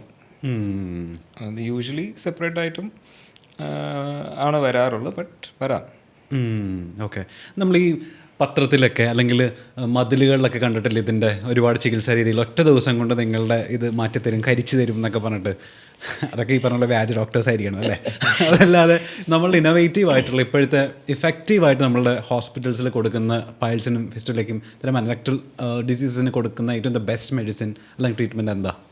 So as we Z earlier, എന്ന് പറഞ്ഞാൽ രണ്ടും രണ്ട് അസുഖങ്ങളാണ്. അപ്പോൾ രണ്ടിൻ്റെ ട്രീറ്റ്മെൻറ്റും ഡിഫറെൻ്റ് ആണ്. സോ ഫോർ പൈൽസ് അല്ലെങ്കിൽ ഹെമറോയിഡ്സ് എന്ന് നമ്മൾ പറയും, അതിനെന്താ ഇപ്പം ലേറ്റസ്റ്റ് അഡ്വാൻസ്മെൻറ്റ്സ് എന്ന് പറയുന്നത് ലേസർ ഹെമറോയിഡോപ്ലാസ്റ്റി തന്നെയാണ്. അതുകൂടാതെ സ്റ്റേപ്ലർ ഹെമറോയിഡോപെക്സി, അത് പിന്നെ കൺവെൻഷണലായിട്ട് ഹെമറോയിഡക്ടമി എന്ന് പറഞ്ഞാൽ പണ്ടത്തെ രീതിയിൽ പറയുന്നത് കട്ടിങ്, ആ ഒരു പൈൽസിൻ്റെ ഭാഗം മുറിച്ച് മാറ്റുന്നതാണ് പണ്ടത്തെ കൺവെൻഷണൽ ഹെമറോയിഡക്ടമി. ഇപ്പോഴും പ്രൊലാപ്സ്ഡ് ഹെമറോയിഡ്സിൽ അത് ചെയ്യേണ്ട ആവശ്യം വരാറുണ്ട്. എന്ന് പറഞ്ഞാൽ പുറത്ത് തള്ളി നിൽക്കുന്ന പൈൽസ്, നമ്മുടെ തിരിച്ച് മലദ്വാരത്തിനകത്ത് പോകാത്ത പൈൽസിനെ പ്രൊലാപ്സ്ഡ് ഹെമറോയിഡ്സ് എന്ന് പറയുന്നത്. അങ്ങനെ വരെയും അതാണ് ഗ്രേഡ് 4 എന്ന് നമ്മൾ പറയുന്നത്. അപ്പം അത് ഒരു സെമി എമർജൻസി ആയിട്ട് നമുക്കത് ചെയ്യേണ്ടി വരും. പേഷ്യൻ്റ് ഇരിക്കാനും നിൽക്കാനും ഭയങ്കരമായിട്ട് പെയിൻഫുൾ ആയിരിക്കും ആ ഒരു കണ്ടീഷൻ. അപ്പം നമുക്ക് ഈ കൺവെൻഷണൽ ഹെമറോയിഡക്ടമി ചെയ്യേണ്ട ആവശ്യം വരാറുണ്ട്. അതുകൂടാതെ ഇപ്പം എന്ത് ഏർലിയർ സ്റ്റേജസ്, ഇപ്പോൾ ഗ്രേഡ് 2 ഗ്രേഡ് 3 ഒക്കെ ആണെങ്കിൽ നമ്മൾ ലേസർ ഹെമറോയിഡോപ്ലാസ്റ്റി എന്ന് പറഞ്ഞാൽ ലേസർ ഫൈബർ ഇൻട്രൊഡ്യൂസ് ചെയ്തിട്ട് അത് കരിച്ച് കളയുന്നതാണ്. അങ്ങനെ മുറിവുകളോ അല്ലെങ്കിൽ എക്സ്റ്റേണൽ വൂൺസോ അങ്ങനെയൊന്നും ഉണ്ടാവാറില്ല. പെയിൻ ഭയങ്കരമായിട്ട് കുറവായിരിക്കും, റിക്കവറി റേറ്റ് ഫാസ്റ്ററും കൂടിയായിരിക്കും. അതുകൂടാതെ സ്റ്റേപ്ലർ ഹെമറോയിഡോപെക്സി ഉണ്ട്. അതുപോലെ ആ ഒരു സെയിം നമ്മൾ അത് ആ ഒരു ഭാഗത്ത് നമ്മൾ ഈ ഒരു ഇൻസ്ട്രുമെൻറ്റ് സ്റ്റേപ്ലർ ഇട്ട് കഴിഞ്ഞിട്ട് നമ്മൾ ആ ഒരു ഭാഗത്തിൻ്റെ ഹെമറോയിഡുള്ള ഭാഗത്ത് നമ്മളത് മുറിച്ച് മാറ്റി അത് കളയുന്നതാണ് സ്റ്റേപ്ലർ ഹെമറോയിഡോപെക്സി. പിന്നെയും ഇനി അഡ്വാൻസ്മെൻറ്റ് സർജൻ അല്ലാതെ ഇപ്പം radiologist, interventional റേഡിയോളജിസ്റ്റൊക്കെ haemorrhoidal artery embolisation എന്ന് പറഞ്ഞു പറഞ്ഞാൽ ഇതെല്ലാം ഒരു രക്തക്കുഴലല്ലേ. അപ്പോൾ രക്തക്കുഴലിനെ ബ്ലോക്ക് ചെയ്തിട്ട് അതിനെ ചുരുക്കുന്ന ട്രീറ്റ്മെൻറ്റ്സ് വരെ ഇപ്പം വരാറുണ്ട്. അതുകൂടാതെ ഇപ്പം OP പ്രൊസീജിയേഴ്സ് ആയിട്ടുള്ള നമുക്ക് ഇഞ്ചെക്ഷൻസ് ഉണ്ട്, സ്ക്ലീറോസിൻസ് ഇഞ്ചെക്ഷൻസ് ഒക്കെ ഉണ്ട്. എന്ന് പറഞ്ഞാൽ ഇത് അവിടെ മാത്രം ആ ഒരു ഇഞ്ചെക്ഷൻ കൊടുത്തു കഴിഞ്ഞാൽ ആ സെയിം ഞാൻ പറഞ്ഞ രക്തക്കുഴലിൽ ചുരുക്കാൻ വേണ്ടിയിട്ടുള്ളതാണ്. ഇതാണ് യൂഷ്വലി പൈൽസിൻ്റെ ട്രീറ്റ്മെൻറ്റ്. ഫിസ്റ്റിലേക്ക് അതുപോലെ തന്നെ ഡിഫറെൻറ്റ് ടൈപ്സ് ഓഫ് ട്രീറ്റ്മെൻ്റ് ഉണ്ട്, ഡിഫറെൻറ്റ് ടൈപ്സ് ഓഫ് ഫിസ്റ്റിലും കൂടെ ഉണ്ട്. അപ്പോൾ അത് വെച്ച് നമ്മുടെ ട്രീറ്റ്മെൻറ്റ് വേരിയും ചെയ്യാറുണ്ട്. ഇപ്പം ലേറ്റസ്റ്റ് നമ്മൾ ചെയ്യാറുള്ളത് ലേസർ ഫിസ്റ്റുലെക്ടമി എന്ന്, അല്ലെങ്കിൽ ഫിസ്റ്റുല ട്രാക്ക് ലേസർ ക്ലോഷർ എന്നാണ് നമ്മളതിന് പറയുന്നത്. അതും ഈ ഒരു ഞാൻ നേരത്തെ പറഞ്ഞ പോലെ PVC ട്യൂബിൽ നമ്മൾ ഈ ലേസർ ഫൈബർ ഇൻട്രൊഡ്യൂസ് ചെയ്യും, എന്നിട്ട് അത് കരിച്ച് കളയുന്നത് തന്നെയാണ്. അതിനും എക്സ്റ്റേണൽ വൂൺസ് വളരെ വളരെ സ്മോൾ ആയിരിക്കും. പെയിനും റിക്കവറിയും ഒക്കെ ഭയങ്കര, pain is very less and recovery is very fast. അതുകൂടാതെ ഇപ്പോൾ കോംപ്ലെക്സ് ഫിസ്റ്റുലൈസ് ഉണ്ടാവും. കോംപ്ലെക്സ് ഫിസ്റ്റുലൈസ് നമ്മൾ വീഡിയോ അസിസ്റ്റഡ്, നമ്മൾ വയറിൽ കീ ഹോൾ ചെയ്യത്തില്ല, അതുപോലെ തന്നെ ഇതിലും കീ ഹോള് കാണാൻ പറ്റും. നമുക്ക് കണ്ട് നമുക്ക് ട്യൂബ് എവിടെ നിന്നാണ് അത് തുടങ്ങുന്നത്, എവിടെ നിന്നാണ് അത് അവസാനിക്കുന്നത് നമുക്ക് കാണാൻ പറ്റും. എന്നിട്ട് നമുക്കതിനെ ട്രീറ്റ്മെൻറ്റ് ചെയ്യാൻ പറ്റും. പിന്നെ കൺവെൻഷനലി ഞാൻ പറഞ്ഞ ഓരോരോ ടൈപ്സിന് ഓരോരോ രീതിയിൽ depends upon the patient's physiology, anatomy, അതുപോലെ തന്നെ സർജൻ്റെ ചോയ്സും അത് വെച്ചിട്ടാണ് നമ്മൾ ട്രീറ്റ്മെൻറ്റ് കൊടുക്കാറുള്ളത്. ഓക്കെ. ഇതുപോലെ സർജൻസിനെ കിട്ടിക്കഴിഞ്ഞാൽ എല്ലാവരും ചോദിക്കാനും കേൾക്കാനും നമുക്ക് താല്പര്യമുള്ള കേസായിരിക്കും. ഇപ്പോൾ നമ്മൾ പത്രത്തിലൊക്കെ കേട്ടില്ലേ, ഒരാളുടെ വയറിൻ്റെ ഉള്ളിൽ നിന്ന് കത്രിക കെട്ടി എന്നൊക്കെ. എൻ്റെ ഒരു ഫ്രണ്ടിൻ്റെ മോള് എപ്പോഴും ചെവി വേദന, അങ്ങനെ ENT കൊണ്ട് പിന്നെ നോക്കിയപ്പോഴാണ് ആളുടെ ചെവിയുടെ ഉള്ളിൽ നിന്ന് സ്ലേറ്റ് പെൻസിലില്ലേ അതിൻ്റെ കഷ്ണങ്ങൾ ഇങ്ങനെ കുറേ കിട്ടിയിട്ടുണ്ട്. അത്രേ ഇവർക്ക് ഒരു പെയിനില്ല കുറേ കാലമായിട്ട്. നിങ്ങളുടെ ഇതുപോലെ കരിയറില്ലേ സർജൻസിന് ഇത്തരം റെയർ ആയിട്ടുള്ള സാധനങ്ങൾ കിട്ടിയിട്ടുള്ള എന്തെങ്കിലും കേസുകളുണ്ടോ? ഭാഗ്യത്തിന് കത്രിക തുര കിട്ടിയിട്ടില്ല. ഓക്കെ. പക്ഷേ ഞാൻ റെസിഡൻസി ചെയ്തുകൊണ്ടിരുന്ന സമയത്താണ് ഒരു കേസ് ഉണ്ടായിരുന്നത്. ആക്ച്വലി ഒരു 36-38 വയസ്സുള്ള ഒരു ഫീമെയിലാണ്. അവർ ആക്ച്വലി വന്നത്, അവർ നടുവേദനയായിട്ട് പുറത്തൊരു ഓർത്തോ സർജനെ കണ്ടിട്ട് ഒരു എക്സ്റേ എടുത്തു. നടുവിൻ്റെ ഒരു എക്സ്റേ എടുത്തപ്പോൾ അതിനകത്തൊരു ഫോറിൻ ബോഡി, ഒരു മെറ്റലിൻ്റെ ഒരു സാധനം പോലെ കാണുന്നുണ്ട്. അപ്പോൾ അതെന്താണെന്ന് അവർക്ക് അറിയില്ല. ആ എക്സ്റേയും കൊണ്ടാണ് അവർ വരുന്നത് നമ്മളുടെ അടുത്ത്. അപ്പോൾ നമ്മളിങ്ങനെ ഹിസ്റ്ററി എടുത്ത് വരുമ്പോൾ അവർക്കൊരു 11-12 വയസ്സുള്ള സമയത്ത് അവരൊരു സൂചി, നമ്മളുടെ ഈ മുട്ടു സൂചി ഉണ്ടല്ലോ, അത് വിഴുങ്ങിയിട്ടുണ്ടായിരുന്നു. അറിയാതെ അത് വിഴുങ്ങിപ്പോയി. പിന്നെ അത് വിട്ടു, പ്രത്യേകിച്ചൊന്നും ചെയ്തിട്ടില്ല. എനിക്കൊന്നും അവരാരോടും പറഞ്ഞിട്ടുമില്ല. സോ ബേസിക്കലി ആ മുട്ടു സൂചിയായിരുന്നു ഇപ്പോഴും അത് അവരുടെ വയറ്റിൽ അതങ്ങനെ കിടക്കും വർഷങ്ങളായിട്ട്. അപ്പോൾ അത് ബുദ്ധിമുട്ടൊന്നും ഉണ്ടാവില്ല ഒരാൾക്ക്? ബുദ്ധിമുട്ടുണ്ടായില്ല, ബിക്കോസ് അത് നമ്മൾ പിന്നെ തുറന്ന് സർജറി ചെയ്തപ്പോഴാണ് നമുക്ക് മനസ്സിലായത് അത് സ്റ്റമക്കിനെ, നമ്മുടെ വയറിനെ പിയേഴ്സ് ചെയ്തിട്ട് നമ്മുടെ പാൻക്രിയാസ് എന്ന് പറയുന്ന ഒരു ഗ്രന്ഥി ഉണ്ട്, അതിനകത്തോട്ട് ഇങ്ങനെ തറച്ച് നിൽക്കുമായിരുന്നു. സോ അതവിടെ ലോഡ്ജ്ഡ് ആയിരുന്നു, അത് താഴോട്ടും പോയില്ല മേലോട്ടും പോയില്ല, അതവിടെ ലോഡ്ജ്ഡ് ആയിരുന്നു. സോ അത് എടുക്കാൻ കുറച്ച് പാടായിരുന്നു, പക്ഷേ അങ്ങനത്തെ കേസസും വരാറുണ്ട്. ഓക്കെ. ഇതുപോലെ ഞാൻ കേട്ടിട്ടുള്ള കാര്യം, അതായത് നിന്ന് ജോലി ചെയ്യുന്ന കുറേയധികം ആൾക്കാരിൽ ഇപ്പോൾ നമ്മളുടെ ട്രാഫിക്കിലെ പോലീസ് ഉണ്ടാവും, നമ്മളുടെ ടീച്ചേഴ്സ് ഉണ്ടായിരിക്കും, അവർക്കൊക്കെ വെരിക്കോസ് വെയിൻ വരാനുള്ള ചാൻസ് കൂടുതലാണ് നിന്ന് ജോലി ചെയ്യുന്നവർക്കെന്ന് കേട്ടിട്ടുണ്ട്. അതെന്താ അങ്ങനെ നിന്ന് ജോലി ചെയ്യുന്ന സമയത്ത് അപ്പം എന്താ സംഭവിക്കുന്നത്? പ്രൊലോങ് സ്റ്റാൻഡിങ് മാത്രമല്ല, ഇപ്പം കുറേ ആൾക്കാർക്ക് അറിയാത്തതാണ്, പ്രൊലോങ് സിറ്റിങ്ങിനും വെരിക്കോസ് വെയിൻ വരാം. Yes, definitely. ഓക്കെ. അത് പ്രൊലോങ് സിറ്റിങ്ങിൻ്റെ മെയിൻ കാരണം എന്ന് പറയുന്നത് വീനസ് സ്റ്റേസിസ് നമ്മൾ പറയും. എന്ന് പറഞ്ഞാൽ രക്തോട്ടം പ്രോപ്പറായിട്ട് ഫ്ലോ ചെയ്യുന്നില്ല, അവിടെ തന്നെ സ്റ്റക്ക് ആയിട്ടിരിക്കുന്നത്. ഇപ്പം മിനിയാന്ന് എനിക്കൊരു പേഷ്യൻ്റ് ഉണ്ടായിരുന്നു, പുള്ളി ഇൻഫോ പാർക്കിലാണ് വർക്ക് ചെയ്യുന്നത്. So he sits in front of a computer ഒരു 9 to 7 ഒറ്റ ഇരിപ്പാണെന്നൊക്കെ പറയാറുണ്ട്. അപ്പം ഹീ ഓൾസോ ആസ് മീ ദ സെയിം ക്വസ്റ്റൻ. പക്ഷേ എനിക്ക് നല്ലപോലെ വെരിക്കോസിറ്റീസ് ഉണ്ടാവാറുണ്ട്. അപ്പം വാട്ട് ഹാപ്പൻസ് പറഞ്ഞാൽ നമ്മുടെ വീനസ് ഫ്ലോ, നമ്മൾ ഈ വെയിൻ ദുഷിച്ച രക്തം അല്ലെങ്കിൽ ഇംപ്യൂർ ബ്ലഡ് താഴെ നിന്ന് മുകളിലോട്ട് ഹാർട്ടിലോട്ട് വരുന്ന ഒരു ട്യൂബുലർ സ്ട്രക്ചറാണ് ഈ വെയിൻസ്. അപ്പം അതിനകത്ത് നിന്ന് താഴെ നിന്ന് നമ്മൾ ബ്ലഡ് ഫ്ലോ മുകളിലോട്ട് വരുന്നതാണ്. അപ്പം പ്രൊലോങ് സിറ്റിങ്ങിൽ വാട്ട് ഹാപ്പൻസ് എന്ന് പറയുന്നത് ആ ഒരു ഫ്ലോ അവിടെ തന്നെ നിൽക്കും. അപ്പം it is not moving much. Venous stasis അതാണ് കാരണം. അത് കാരണവും വെരിക്കോസിറ്റീസ് വരാൻ ഉള്ള ചാൻസസ് ഉണ്ട്. Oh, okay. അപ്പോൾ എങ്ങനെ നമ്മൾ അറിയേണ്ട, അല്ലെങ്കിൽ നമ്മൾ ഇടയ്ക്ക് ചെക്ക് ചെയ്യേണ്ടതുണ്ടോ ഇങ്ങനെ ഇരുന്ന് വർക്ക് ചെയ്യുന്ന ആൾക്കാർ അല്ലെങ്കിൽ നിന്ന് വർക്ക് ചെയ്യേണ്ട ആൾക്കാർ? ഇതെങ്ങനെ ഇടയ്ക്ക് ഇതിനൊക്കെ പ്രിവെൻറ്റ് ചെയ്യേണ്ട ഒരു കാരണം എന്ന് പറഞ്ഞാൽ ഈ പ്രൊലോങ് സിറ്റിംഗ്, താഴെ തന്നെ നമ്മൾ ഫോഴ്സ് കൊടുക്കുന്നു, പ്രഷർ കാരണം താഴെ തന്നെയാണ് ബ്ലഡ് ഫ്ലോ ഉള്ളത്, തിരിച്ചു വരാനുള്ള ഒന്നും പോകുന്നില്ല. സോ നമ്മൾ അനങ്ങാതിരിക്കുമ്പോൾ ഈ ഒരു ബുദ്ധിമുട്ടുകൾ പ്രൊലോങ് സ്റ്റാൻഡിങ്ങിനും പ്രൊലോങ് സിറ്റിങ്ങിനും വരാം. ഓ, ഓക്കെ. അപ്പോൾ നമ്മൾ എങ്ങനെയാണ് മനസ്സിലാക്കാൻ നമുക്ക് വെരിക്കോസ് വെയിൻ ഉണ്ടോ, ഇത് അത് തന്നെയാണോ എന്ന് നമ്മളെങ്ങനെ അനലൈസ് ചെയ്യുക? വെരിക്കോസ് വെയിൻ എന്ന് പറയുന്നത് നമുക്ക് യൂഷ്വലി തൊലിയുടെ ജസ്റ്റ് താഴെയുള്ള ലെയറിലുള്ള ഞരമ്പുകൾ ഇങ്ങനെ തടിച്ച് വലുതായി വരുന്നതിനാണ് വെരിക്കോസ് എന്ന് പറയുന്നത്. സോ അത് നമുക്ക് പുറത്തുനിന്ന് കാണുമ്പോൾ മനസ്സിലാവും നന്നായിട്ട് തടിച്ചു കഴിഞ്ഞാൽ. അതല്ല എന്നുണ്ടെങ്കിൽ ഇങ്ങനത്തെ ജോലിയിലിരിക്കുന്ന ആൾക്കാർ ശ്രദ്ധിക്കേണ്ട ഈ ഒരു കാര്യം ഇപ്പം നേരത്തെ പറഞ്ഞതാണ്, ഒരുപാട് നേരം രണ്ട് കാലിലും ഒരേപോലെ പ്രഷർ കൊടുത്ത് നിൽക്കാതിരിക്കുക, ഇടയ്ക്കൊന്ന് നടക്കുക, അല്ലെങ്കിൽ ഒന്ന് അറ്റ്ലീസ്റ്റ് ഒന്ന് സ്ട്രെച്ച് ചെയ്യുക, കാലൊന്ന് സ്ട്രെച്ച് ചെയ്യുക, ചെറിയ കാഫ് എക്സസൈസസ് ചെയ്യുക. അങ്ങനെ ചെയ്ത് കഴിഞ്ഞാൽ നമുക്ക് ഈ പറയുന്ന വീനസ് സ്റ്റേസസ് ഒഴിവാക്കാം. വെരിക്കോസ് വെയിൻ പെയിൻ ഉണ്ടാവുമോ? പ്രൊലോങ് സ്റ്റാൻഡിങ്ങിലും നിൽക്കുന്ന ആൾക്കാർക്കൊക്കെ നല്ലപോലെ കാല് കഴയ്ക്കുന്ന പെയിൻ ആയിട്ടാണ് അവർ പറയാറുള്ളത്. കുറേ ഒരു 10 മിനിറ്റ് നിൽക്കുമ്പോൾ തന്നെ കാല് കഴയ്ക്കാൻ തോന്നും, നിൽക്കാൻ പറ്റുന്നില്ല, പിന്നെ ഇരിക്കേണ്ടി വരും, അല്ലെങ്കിൽ കാല് പൊക്കി വെക്കേണ്ടി വരും, എന്നാലും ഒരു ആശ്വാസം കിട്ടത്തുള്ളൂ എന്ന് പറഞ്ഞ് പേഷ്യൻസ് വരാറുണ്ട്. അങ്ങനെ ആയിരിക്കും അവർ പ്രസൻറ്റ് ചെയ്യുന്നത്. പിന്നെ എല്ലാം നമ്മളിപ്പോൾ കാണുന്ന ഇപ്പം നമുക്ക് ഒരു കാല് കണ്ടു കഴിഞ്ഞാൽ വെരിക്കോസിറ്റീസ് ഉണ്ടെന്ന് നമ്മളിപ്പം കണ്ടാൽ മനസ്സിലാവും. പക്ഷേ അവർക്ക് സിംറ്റംസ് ഇല്ലെങ്കിൽ നമ്മൾ അതിന് കൂടുതലായിട്ട് ട്രീറ്റ്മെൻറ്റ് എടുക്കേണ്ട ഒരു ആവശ്യവുമില്ല. നമ്മൾ ഈ പറഞ്ഞ പോലെ എക്സസൈസും ലൈഫ് സ്റ്റൈൽ ചേഞ്ചസും മതി. പക്ഷെ ഒരു അവയർനെസ് ഉണ്ടാവണം, ഇത് ഫ്യൂച്ചറിൽ ബുദ്ധിമുട്ടുകൾ വരാം എന്ന് മാത്രം നമ്മളൊന്ന് ഒരു അവയർനെസ് എടുത്ത് വെക്കേണ്ടതാണ്. കൂടുതൽ നമ്മൾ ട്രീറ്റ് ചെയ്യുന്ന വെരിക്കോസിൻ്റെ കോംപ്ലിക്കേഷൻസ് ആണ്. അപ്പം കാലിൽ നീര് വരിക, ഇപ്പോൾ പറഞ്ഞ പോലെ പെയിൻ, പിന്നെ അത് കൂടാതെ കാല് കറക്കുക, ചൊറിഞ്ഞു പൊട്ടുക, കുറേ വീനസ് അൾസേഴ്സ്, അത് ക്രോണിക് ആയിട്ട് കണ്ടീഷൻസ് ഉണ്ടാവും. അതൊക്കെയാണ് നമ്മളത് മാനേജ് ചെയ്തില്ലെങ്കിൽ അത് വേഴ്സണായിട്ട് മാറും. അപ്പോൾ ഈ വെരിക്കോസ് വെയിൻ അപ്പോൾ ട്രീറ്റ് ചെയ്യാതിരുന്നാലും അപ്പോൾ പ്രശ്നമില്ലേ? വെരിക്കോസ് വെയിൻ ട്രീറ്റ് ചെയ്യാതിരുന്നാലുള്ള പ്രശ്നം ഈ കോംപ്ലിക്കേഷൻസ് വരാം എന്നുള്ളതാണ്.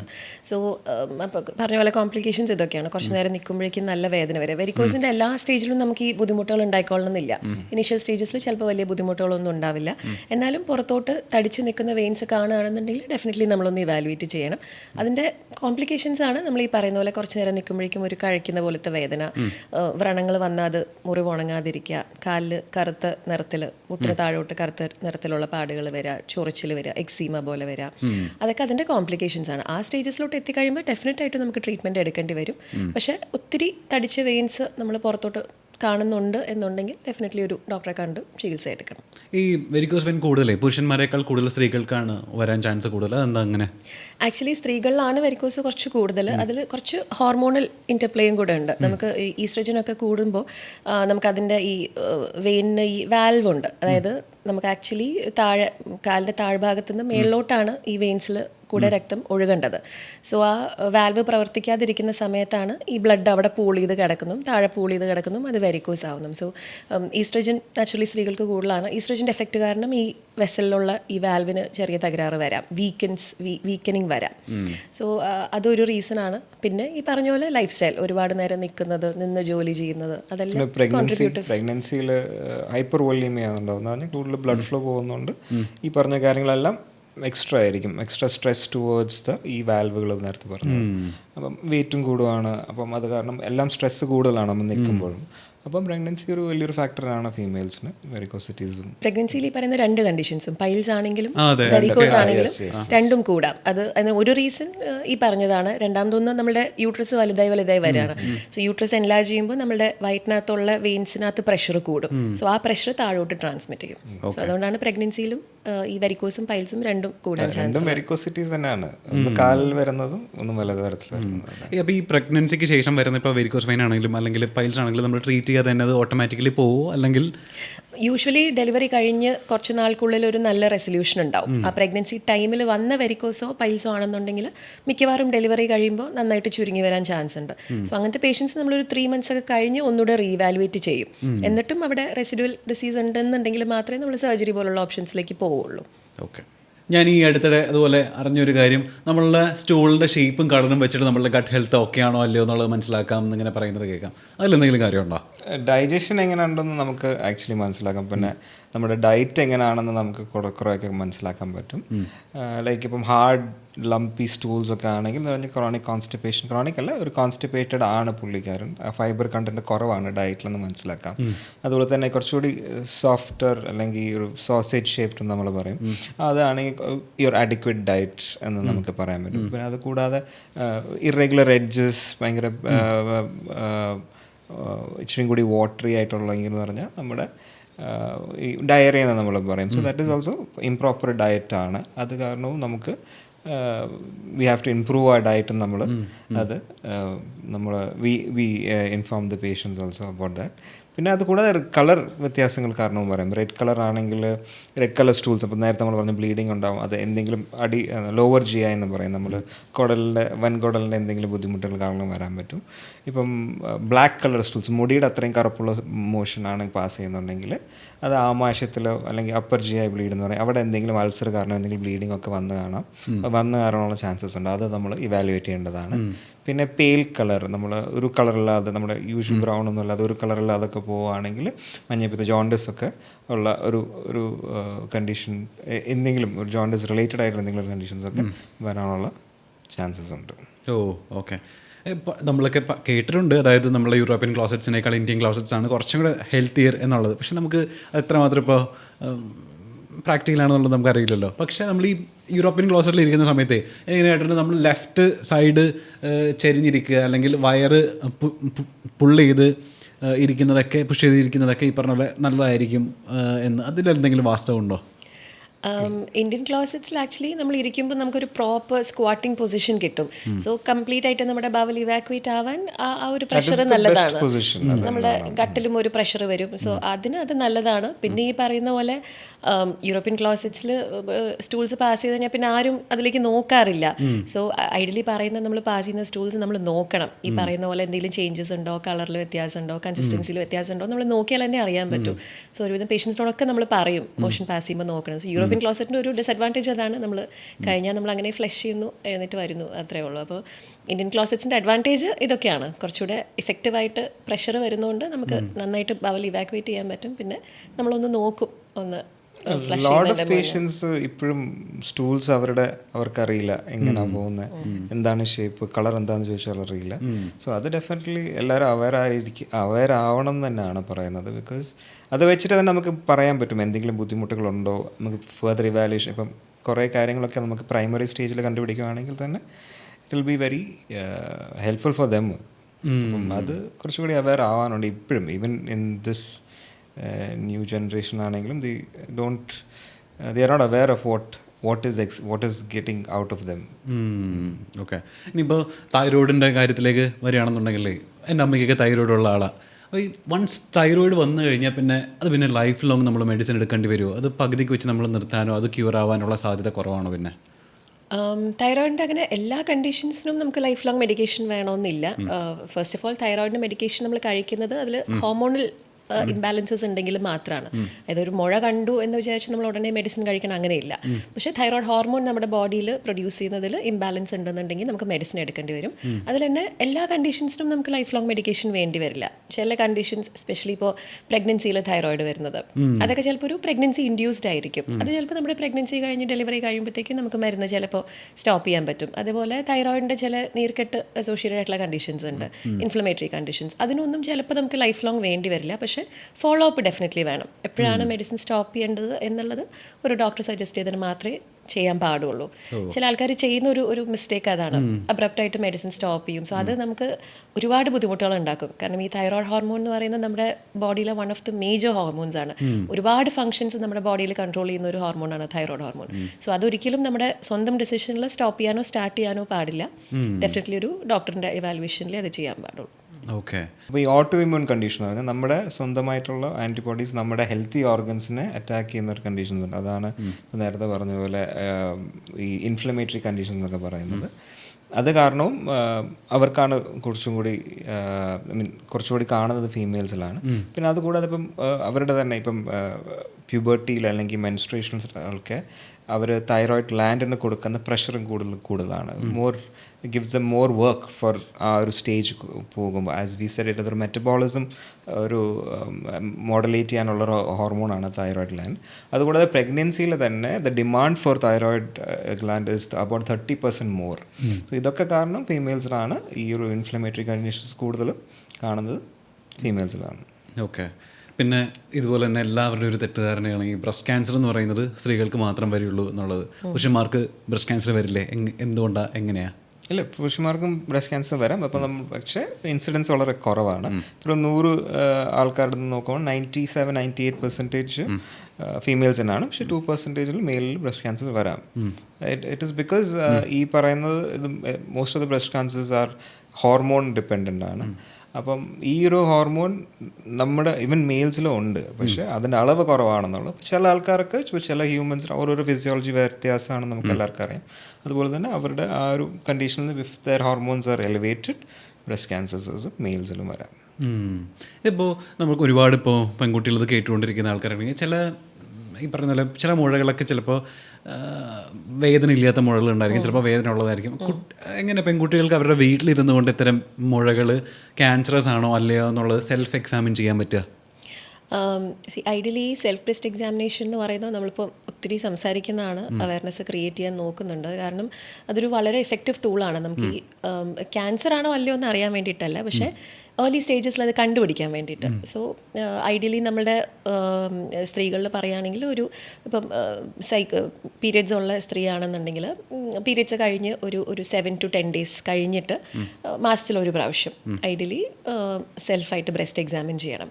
അത് ചെയ്യേണ്ടത് നമ്മൾ കുളിക്കുന്ന സമയത്ത് കംപ്ലീറ്റ്ലി അൺഡ്രസ് ചെയ്തിട്ട് ഒരു ബ്രസ്റ്റ് എക്സാമിൻ ചെയ്യുന്നത് നമ്മളുടെ ഓപ്പോസിറ്റ് കൈ വെച്ചിട്ടാണ്. അത് കൈയിൻ്റെ ഈ ഫ്ലാറ്റ് സർഫസ് വെച്ച്, ഒരിക്കലും ഫിംഗേഴ്സ് വെച്ച് ഇങ്ങനെ പോക്ക് ചെയ്യരുത്. ഈ flat of the hand use ചെയ്തിട്ട് ചെറിയ സർക്കുലർ മോഷൻസിൽ നമ്മുടെ ബ്രസ്റ്റ് ഫുള്ളും ബ്രസ്റ്റിൻ്റെ അടിയിലുള്ള ഭാഗം, കക്ഷം അതും ഇമ്പോർട്ടൻ്റ് ആണ്. ബിക്കോസ് കക്ഷത്തിൽ മുഴകളായിട്ടും വരാം ഈ ക്യാൻസേഴ്സ്. സോ കക്ഷം, അതേപോലെ കോളർ ബോണിന് മേലുള്ള സ്ഥലം, ഈ എല്ലാ സ്ഥലങ്ങളും ഒന്ന് തൊട്ട് എക്സാമിൻ ചെയ്യുക. അതുപോലെ നിപ്പിളിൻ്റെ ഉള്ളിൽ നിന്ന് എന്തെങ്കിലും ഡിസ്ചാർജ് പോലെ വരുന്നുണ്ടോ, നിപ്പിൾ ചെറുതായിട്ടൊന്ന് സ്ക്വീസ് ചെയ്തിട്ട് ആ ഭാഗം കൂടെ എക്സാമിൻ ചെയ്യുക. സോ ഇതെല്ലാവരും മസ്റ്റായിട്ട് നമ്മളുടെ ഒരു 16-17 ഇയേഴ്സ് തുടങ്ങി എല്ലാവരും റെഗുലർലി എല്ലാ മാസവും ചെയ്യുക. എന്തെങ്കിലും ഒരു ലംപിൻ്റെ ലംപോ വേറെ എന്തെങ്കിലും ബുദ്ധിമുട്ടുള്ള സ്കിന്നിലുള്ള ചേഞ്ചസ് അല്ലെങ്കിൽ നിപ്പിളിൽ നിന്ന് വരുന്ന ഡിസ്ചാർജ്, ഇങ്ങനെ എന്തെങ്കിലും ഒരു സിംറ്റം കാണുന്നുണ്ടെങ്കിൽ അത് ഡെഫിനറ്റ്ലി വന്നിട്ട് ഇവാലുവേറ്റ് ചെയ്യാം. അതാണ് ചെയ്യേണ്ടത്. നമുക്കത് സ്വന്തമായിട്ട് എക്സാമിൻ ചെയ്ത് ക്യാൻസർ ആണോ അല്ലയോ എന്ന് കണ്ടുപിടിക്കാൻ കുറച്ച് പാടാണ്, അതിനൊരു ക്ലിനിഷ്യൻ തന്നെ വേണം. പക്ഷേ ഈ പറയുന്ന പോലെ മുഴകൾ നമുക്ക് സ്റ്റാർട്ടിംഗ് സ്റ്റേജിൽ തന്നെ ഈ സെൽഫ് ബ്രസ്റ്റ് എക്സാമിനേഷനിലൂടെ കണ്ടുപിടിക്കാൻ പറ്റും. ഓക്കെ. ഇത് സ്ത്രീകളില്ലാത്ത സ്ത്രീകൾ നിന്ന് ഇപ്പോൾ ചില ബ്രസ്റ്റിൽ നിന്ന് വൈറ്റ് ഡിസ്ചാർജ് എന്തെങ്കിലും വരുവാണെന്നുണ്ടെങ്കിൽ അത് ശ്രദ്ധിക്കേണ്ടതുണ്ട്. അത് എന്തെങ്കിലും ഡേഞ്ചർ സിഗ്നൽ കാണിക്കുന്നുണ്ടോ? ഈ കുട്ടികളില്ലാത്ത സ്ത്രീകൾക്ക് ചെറിയൊരു പോസിബിലിറ്റി കൂടുതലാണ് ക്യാൻസർ ഡെവലപ്പ് ചെയ്യാനായിട്ട്.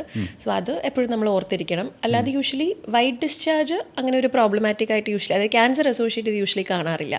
ക്യാൻസറിൽ നമ്മൾ കൂടുതലും കാണുന്നത് ബ്ലഡ് സ്റ്റെയിൻ ഡിസ്ചാർജ് ആയിരിക്കും. Any sort of nipple discharge, നിപ്പിളിൽ നിന്ന് എന്ത് കളറിൽ ഡിസ്ചാർജ് വന്നാലും അത് ഡെഫിനറ്റ്ലി നമ്മൾ ഇവാലുവേറ്റ് ചെയ്യണം.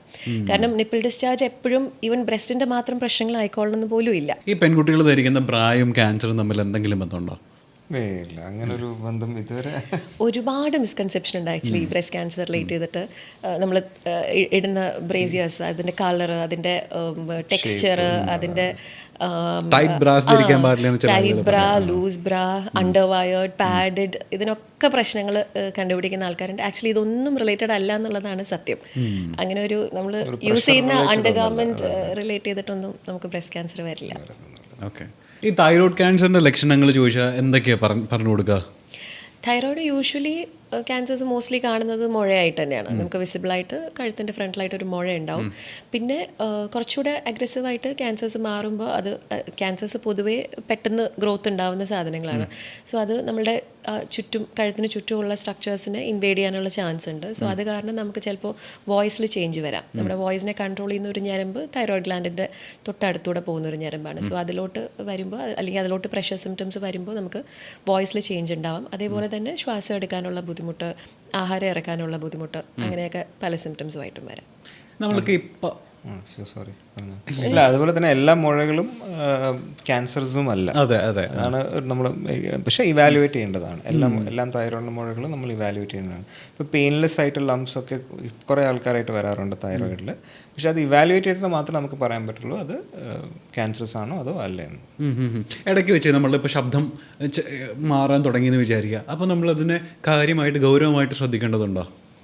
ഡെഫിനറ്റ്ലി. ഒരു തൈറോയ്ഡ് മുഴ നമുക്ക് നേരത്തെ ഉണ്ട്, അതിൻ്റെ കൂട്ടത്തിൽ നമുക്കൊരു വോയിസിന് ചേഞ്ച് വരികയാണെന്നുണ്ടെങ്കിൽ അത് ഡെഫിനറ്റായിട്ടും ഇവാലുവേറ്റ് ചെയ്യണം. നമ്മുടെ തൈറോയ്ഡ് ഗ്ലാൻഡ് സിറ്റുവേറ്റ് ചെയ്യുന്നതിൻ്റെ ചുറ്റും തന്നെ വോക്കൽ കോർഡിൻ്റെ അല്ലെങ്കിൽ വോയിസിനെ റെഗുലേറ്റ് ചെയ്യുന്ന നെർവ്സ് റൺ ചെയ്യുന്നുണ്ട്.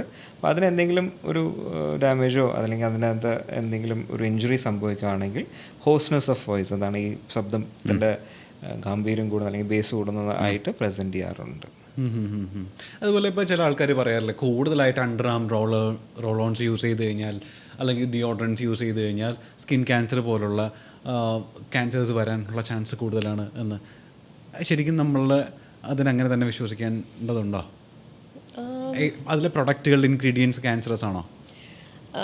ചില ഹാംഫുൾ ഇൻഗ്രീഡിയൻസ് ഡെഫിനറ്റ്ലി ഉണ്ട്. പക്ഷേ ഒരുവിധം അങ്ങനെ നമ്മുടെ ഇതിലൊക്കെ കാണുന്ന പ്രോഡക്ട്സിനൊന്നും അങ്ങനെ direct relation to cancer usually ഉണ്ടാവാറില്ല. ക്യാൻസർ കോസ് ചെയ്യാൻ ഈവൻ അതർ കോസസ് ലൈക്ക് സൺലൈറ്റിലുണ്ടാവുന്ന റേസ്, അങ്ങനെയൊക്കെ, പിന്നെ കുറേ അല്ലാത്ത ഓട്ടോ ഇമ്മ്യൂൺ കോസസും അങ്ങനെയൊക്കെയാണ് കൂടുതലായിട്ടുള്ളത്. നമ്മൾ ഈ മേടിക്കുന്ന പ്രോഡക്ട്സ് യൂസ് ചെയ്യുന്നതുകൊണ്ട് മാത്രം ക്യാൻസർ വരും എന്നുള്ളത് പറയാൻ പറ്റില്ല. ഓക്കെ. ഒരു ലൈഫ് ലോങ് ഈ പറഞ്ഞ പോലെ കുറേ കാലം over A period of time use ചെയ്താലും അങ്ങനെ വലിയ കാര്യമായിട്ട് പ്രശ്നം അതിനൊരു സിഗ്നിഫിക്കൻറ്റ് കോറിലേഷൻ ഇല്ല ആക്ച്വലി. ഇല്ല. ക്യാൻസേഴ്സ് വരുമല്ല, ഇതിൻ്റെ ഉള്ള എന്തെങ്കിലും അലർജീസ് അല്ലെങ്കിൽ റിയാക്ഷൻസ് അങ്ങനെയൊക്കെ വരാനുള്ള ചാൻസസ് ഉള്ളൂ. കോൺസ്റ്റൻറ്റ് യൂസ് ആയിട്ടുള്ള സ്കിൻ അലർജീസ് അങ്ങനെയൊക്കെ വരാനുള്ള ചാൻസസ് ഉള്ളൂ. അല്ലാതെ യൂഷ്വലി അങ്ങോട്ട് വരാനുള്ള ചാൻസസ് ഇല്ല. പിന്നെ ഒരിടം കേൾക്കുന്ന ഒരു മിത്ത, അതായത് നമ്മൾ കൂടുതൽ എയർ ഫ്രൈ യൂസ് ചെയ്ത് ഫുഡ് കഴിച്ചാൽ അത് ക്യാൻസറസ് ആണ് എന്ന്. അതിലെന്തെങ്കിലും വാസ്തവമുണ്ടോ? എയർ ഫ്രയർ നല്ല പ്രശ്നം ആക്ച്വലി. നമ്മൾ ഈ സ്മോക്ഡ് ഫുഡ് എന്ന് പറയും, അതായത് കരിഞ്ഞിട്ടുള്ള ഫുഡ്, അത് ആക്ച്വലി സ്റ്റമക് ക്യാൻസറിനൊരു കോസാണ്. അപ്പോൾ അങ്ങനെ ഫുഡ് നമ്മൾ ഉണ്ടാക്കുന്ന സമയത്ത് ഈ ചാറിങ് എന്ന് പറയും, നമ്മൾ ഈ നല്ലപോലെ കരിക്കുമല്ലോ, അത് നല്ലതല്ല, ഗട്ടിന് നല്ലത്. ഡെഫിനറ്റ്ലി ഒരു ക്യാൻസർ കോസിങ് ഏജന്റ് ആണ്. അല്ലാതെ എയർ ഫ്രയർ യൂസ് ചെയ്യുന്നതല്ല പ്രശ്നം ആക്ച്വലി. ഓക്കെ. ഈ പിത്താശക്കല്ല് വരാനുള്ള കാരണങ്ങളും ലക്ഷണങ്ങളും ചോദിച്ചാൽ എന്തൊക്കെയായിരിക്കും പറയുക? പിത്താശയക്കല്ലിൻ്റെ ലക്ഷണങ്ങൾ കൂടുതലും നമുക്ക് വയറിന് വലതുവശത്തായിട്ട് മേൽഭാഗത്തായിട്ട് കഠിനമായിട്ടുള്ള വേദന, അതൊന്നാണ്. 2 നക്ടോണൽ പെയിൻ എന്ന് പറയും. ഈ വേദന കൂടുതലും നമ്മൾ രാത്രി ആഹാരമൊക്കെ കഴിച്ച് കിടന്നതിന് ശേഷം നല്ല ശക്തമായിട്ടുള്ള വേദന വന്ന് നമ്മൾ എഴുന്നേക്കാം. ഒരു സ്പെസിഫിക് സിംറ്റമാണ്. അതുകൂടാതെ പിന്നെ പിത്താശയ കല്ല് കാരണം ഇൻഫെക്ഷൻസ് വരാം. ഇൻഫെക്ഷൻസ് വന്നു കഴിഞ്ഞാൽ നമുക്ക് പനി, ഛർദി, ഈ പറഞ്ഞ പോലെ കോൺസ്റ്റൻ്റ് ആയിട്ടുള്ള വലതുവശത്ത് വരുന്ന വേദന, അങ്ങനത്തെ സിംറ്റംസ് ആയിരിക്കും കൂടുതൽ വരുന്നത്. കൂടാതെ ഈ സ്റ്റോൺ സ്ലിപ്പ് ചെയ്ത് നമ്മളുടെ ഈ മെയിൻ പിത്താശയക്കുഴൽ ബ്ലോക്ക് ഒക്കെ ആക്കുമ്പോഴാണ് നമുക്ക് അതിന് അസോഷ്യേറ്റ് ചെയ്ത് മഞ്ഞപ്പിത്തം പോലുള്ള സിംറ്റംസ് വരുന്നത്. സോ ഇതൊക്കെയാണ് മേജർ സിംറ്റംസ്. ചില ആൾക്കാർക്ക് ഈ വലിയ സിംറ്റംസിലോട്ട് പോവാതെ ഇപ്പോൾ ആഹാരം കഴിച്ച ഉടനെ നമുക്കൊരു വയറ് വീർത്ത് വരിക, അല്ലെങ്കിൽ ഒരു ഡിസ്കംഫർട്ട് പോലെ തോന്നുക, അങ്ങനത്തെ സിംറ്റംസും വരാം. സോ ഇതെല്ലാം പിത്താശയക്കല്ലിൻ്റെ സിംറ്റംസ് ആണ്. ഈ എല്ലാ പിത്താശയ രോഗങ്ങളും നമ്മൾ സർജറി ചെയ്യേണ്ട ആവശ്യം വരാറുണ്ടോ? ഇല്ല. സിംറ്റമാറ്റിക് ആയിട്ടുള്ള ഗോൾ സ്റ്റോൺസ്, ഈ നേരത്തെ പറഞ്ഞ സിംറ്റംസ് ഉള്ള പേഷ്യൻസിന് മാത്രമേ നമ്മൾ ട്രീറ്റ്മെൻറ്റ് എടുത്താൽ മതി. ബാക്കി എല്ലാത്തിനും ഒരു ഫോളോ അപ്പ് എടുത്താൽ മതി. ബിക്കോസ് ചിലതൊക്കെ വലിയ സൈസൊക്കെ ഉള്ള സ്റ്റോൺസ് ഒക്കെ ആണെങ്കിൽ, അല്ലെങ്കിൽ കുറേ സ്റ്റോൺസ് ഒക്കെ ഉള്ള പേഷ്യൻസ് ആണെങ്കിൽ, ഇപ്പം നേരത്തെ പറഞ്ഞ പോലെ ഈ മെയിൻ ആയിട്ടുള്ള പിത്താശയിലെ ഒരു ട്യൂബ് ഉണ്ട്, അതിനകത്ത് എന്തെങ്കിലും ബ്ലോക്കേജ് ഉണ്ടോ ഇല്ലോ എന്ന് വേണ്ടിയിട്ടുള്ള ഇവാലുവേഷൻ നമ്മൾ നടക്കണം. അല്ലാതെ സിംറ്റംസ് ഇല്ലാത്ത ഗോൾ സ്റ്റോൺസ് നമ്മൾ സർജറി ഒന്നും ചെയ്യേണ്ട ഒരു ആവശ്യമില്ല. ഓക്കെ. അപ്പോൾ doctors, thank you so much. ഈ പറയുന്ന ഒരു സാധാരണക്കാരൻ്റെ മനസ്സിലേക്ക് വരുന്ന കുറേയധികം ഡൗട്ടുകൾ ഈ സെഷനിലൂടെ നമുക്ക് ഈ കുറേയൊക്കെ മാറ്റി കൊടുക്കാൻ പറ്റിയെന്ന് വിചാരിക്കുന്നു. It was quality time. Thank you so much. Thank you so much for having us. Thank you. Thank you.